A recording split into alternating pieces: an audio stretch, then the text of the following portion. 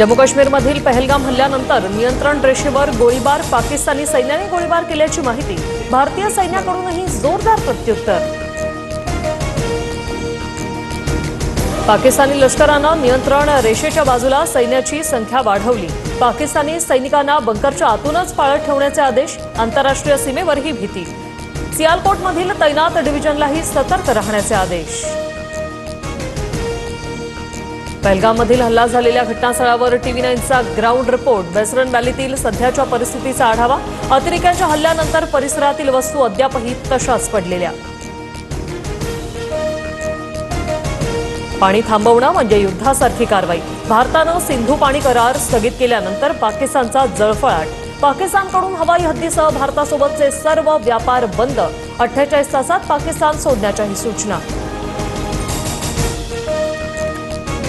जम्मू काश्मीरच्या पहलगाममधील हल्ल्याच्या निषेधार्थ अकोला, जळगाव, अमरावती, नांदेड शहर बंद। विश्व हिंदू परिषद, बजरंग दल आणि हिंदुत्ववादी संघटनांच्या वतीने बंद। श्रीनगरहून 232 पर्यटकांना घेऊन तिसरं विमान आज महाराष्ट्रात येणार। मुख्यमंत्री फडणवीसांच्या निर्देशानुसार विशेष विमानांची व्यवस्था। जम्मू काश्मीरमध्ये अडकलेले 500 पर्यटक आतापर्यंत सुखरूप परतले।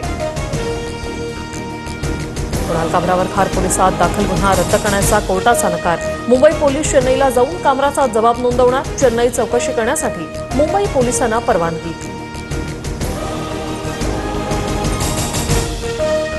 मेधा पाटकरांना दिल्ली पोलिसांकडून अटक। आज साकेत कोर्टात सुनावणी होणार। उपराज्यपाल सक्सेना यांच्या मानहानीबाबत तक्रारीनंतर कारवाई।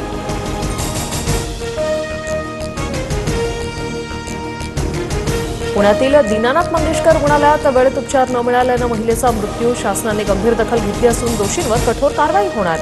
उपमुख्यमंत्री अजित पवारांचं आश्वासन।